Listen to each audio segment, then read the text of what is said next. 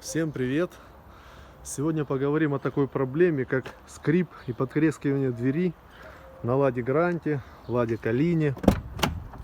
Происходит она вот из-за этой вот втулочки, которая соприкасается с замком двери.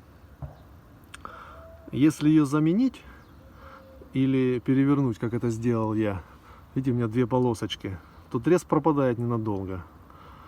Еще ребята пишут, что смазывают ее, либо протирают от пыли, это совсем на чуть-чуть, на недельку.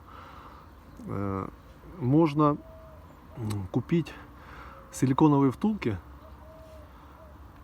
которые продаются вместе с болтами, и заменить их на новые, на мягкие. И этот треск пропадет навсегда.